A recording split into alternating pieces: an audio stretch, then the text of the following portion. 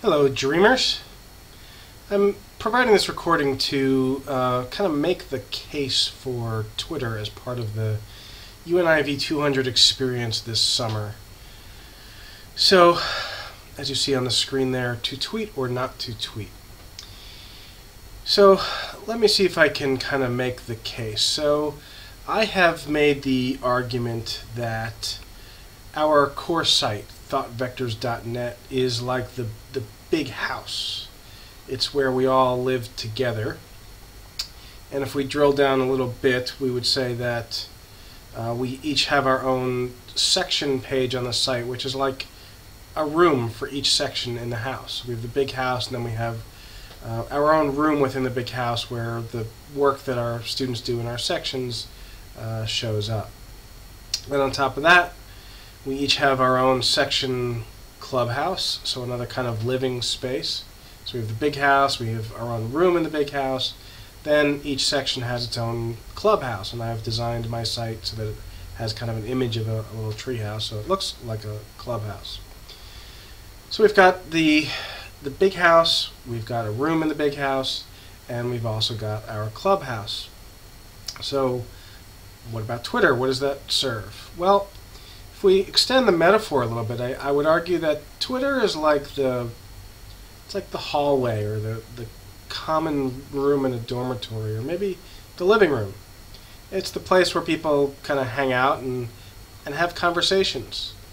If we're thinking of this like a class, it might be that Twitter is like the place where you have conversations before and after class. It's not anything that necessarily happens during class.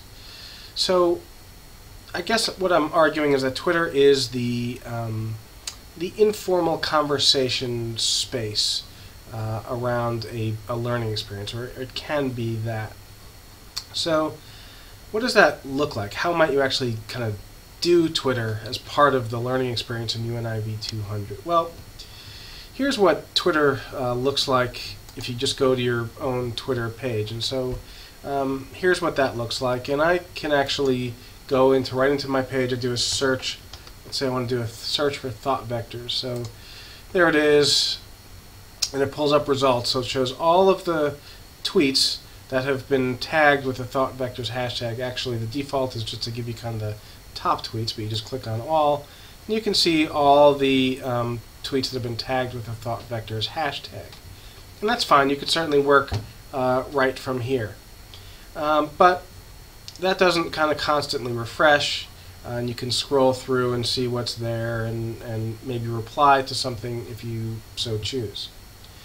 That's okay, but I think there's actually a better way to do Twitter, and how this works for you varies by individual. So I use a couple of different apps. There's one called TweetDeck, which integrates right into Chrome, and kind of by default, TweetDeck has two columns. There's this first column, which is your home column, which shows you the tweets from anybody that you follow on Twitter. So you'll see as this kind of scrolls through, it's automatically scrolling. I have a whole variety of folks that I follow, from Ryan Nobles, who's a local Richmond reporter. Richard Deitch is a kind of sports journalist. Here's Dennis Clark, who's one of our university librarians here at VCU. Lots of different folks who I follow, and their tweets show up here, and it's constantly refreshing. Oh, and there you go. There's another local person.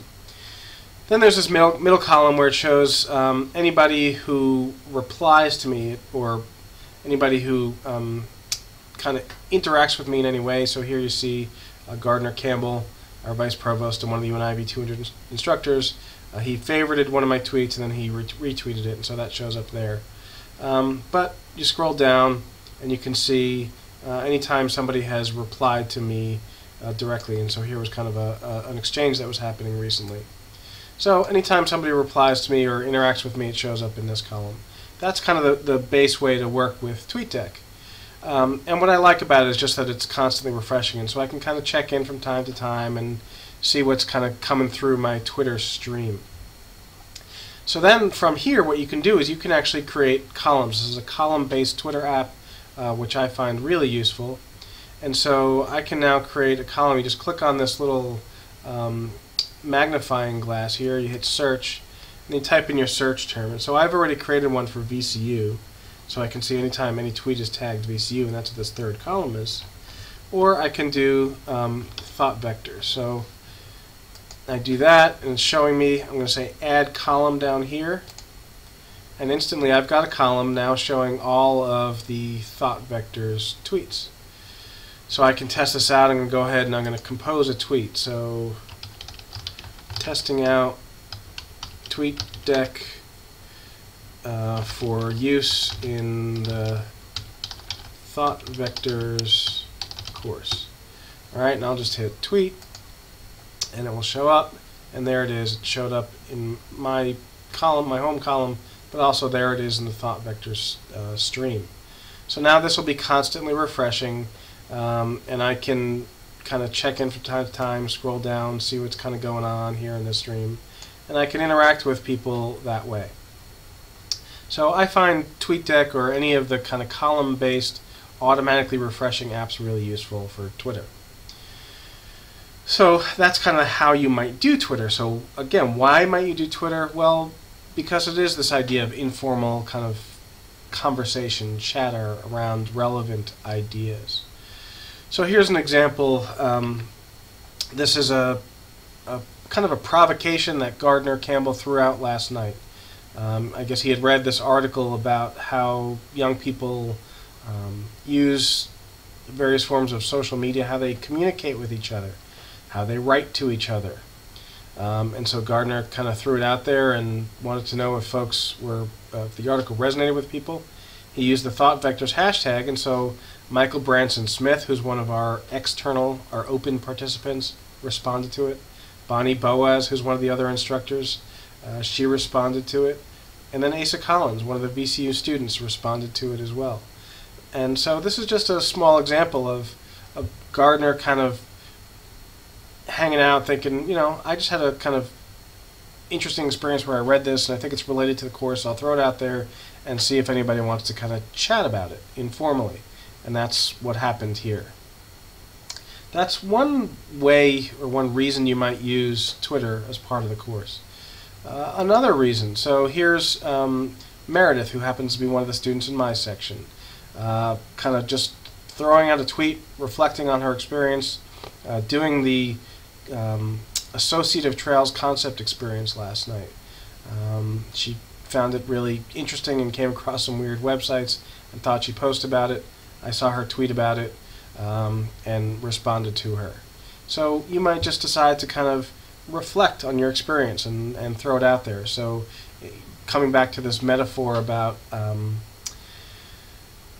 Twitter as a place where you might do some informal learning, kind of like our living room. So, you know, this is Meredith, who came out of her cubicle, out of her blog, and just wanted to have some informal conversation, and so kind of threw out a post into our informal space.